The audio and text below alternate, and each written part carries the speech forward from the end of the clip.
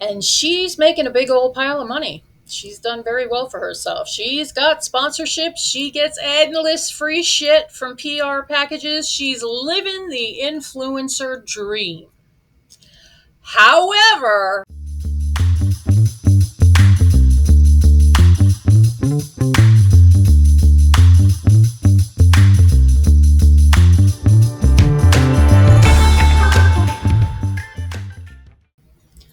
what's up, guys? I'm Devin Harrington, the average Gen Xer. Welcome back to the channel. So, today we are talking about long time social media influencer and YouTuber Alexandra Rodriguez. She is someone who's very well known in the body positivity movement, and she has been on YouTube since like the dawn of time, 2012 to be exact.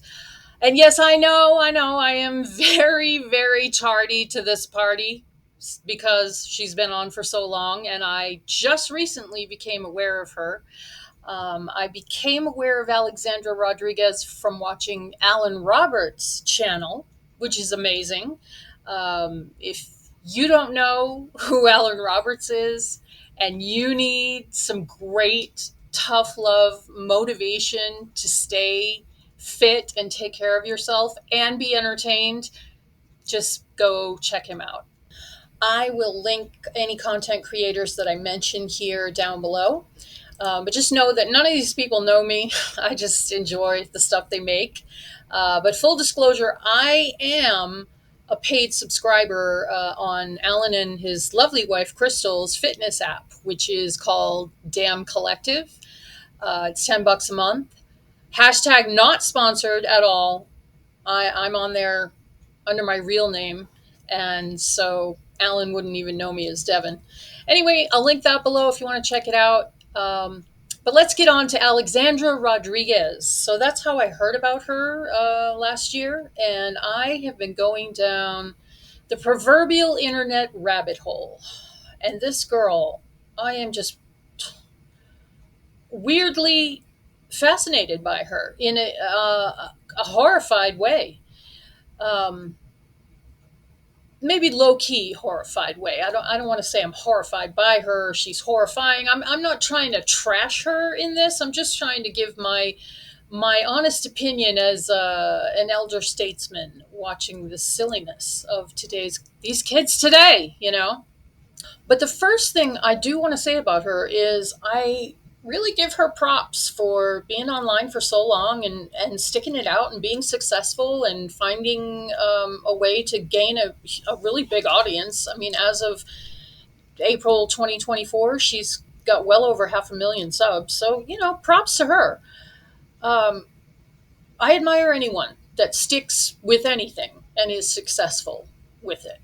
Um, but for someone my age, who grew up without internet, without social media, it just seems bizarre and kind of brave to share your life online like that, especially as a young girl who struggles with her weight. And she's making a big old pile of money. She's done very well for herself. She's got sponsorships. She gets endless free shit from PR packages. She's living the influencer dream. However, and if you're familiar with Alex and are not in her circle of fans, then you knew however was coming. Now that she's been doing this for 12 years, I really can't watch her content. I find her absolutely annoying as fuck. She didn't seem annoying when she started. She was cute and adorable and very personable and friendly, and nowadays I just cannot. And yet, for me and lots of other people, it is like a slow motion car wreck. You just really can't look away. I admit that I hate to say hate watching because I don't hate her per se. I just find her annoying. So maybe I'm annoying watching. And there's a lot of us out there that are annoying watching Alexandra Rodriguez because I have learned about her from channels that are not hers. There's like a whole cottage industry now of reaction channels that make content reacting to her vlogs. So that's what I've been watching. And two of my favorite content creators that do this kind of stuff, and I know there's tons of them, so forgive me for not having a longer list if you're into this kind of stuff. But my two favorites are Priscilla P, who is a really cool Australian lady. She's seems like she's been watching Alex from the beginning. She said she used to be a fan of hers for a long while, but Alex has apparently a history of lying to her followers about various things, like, for example, having a tummy tuck. Not so great when you are in the body positivity movement. Lying about it is not so great. If she just would have been upfront, I don't think anybody would have cared. Um, she has lied or not or been caught photoshopping and face tuning her photos. And even some people suspect that she lies about the size number on the clothes she wears on her try on hauls. And none of that is anyone's business except for the fact that Alex makes her living presenting herself as someone who is overweight, is plus size, whatever you want to call it, and is confident with herself and loves herself regardless and is not trying to be something she's not. So you can imagine the outrage that, as she's gained a following, has come up. And so Priscilla P is now one of the voices who watches her stuff. As soon as Alex puts a video out, Priscilla P's on there the next morning when I wake up with a reaction, usually. And she calls out Alex on various lies. And Priscilla is also really hilarious and she cracks me up. So, anyway, go check her out. The other creator that I really enjoy is Mama Goob. She did, which I'm, if she ever sees this, thank you so much for doing the really thorough 4-part deep dive series called Alex's Journey. That saved me so much time being able to just watch that. So if you are curious, want to know more, that will be linked below as well. But the interesting thing about both of these creators, Priscilla and Mama Goob, is that they have both had gastric, either gastric bypass or gastric sleeve. And that comes into play because Alexandra Rodriguez had gastric bypass roughly 2 years ago. And Priscilla and Mama Goob were very successful with it and have lost tons and tons of weight, gotten down to their goal weights. I think Priscilla has also had a tummy tuck. So they have experience with the things that they are reacting to, which makes it super interesting to me. Anyway, so Alex had gastric bypass a couple years ago. From what I've seen, she didn't really follow the doctor's advice. I mean, I've seen like every episode of My 600-Pound Life. So we all know, if you watch that show, that bariatric patients are not supposed to eat sugar, heavy carbs, processed crap. And Alex just carries on her merry way, it seems, and just has been, the surgery worked for like 6 or 8 months. She lost roughly 100 pounds, she says, and then her weight loss just stopped, and it's been coming back on, as you can imagine, when you don't follow directions. So here's just a quick rundown of what I've seen of Alexandra.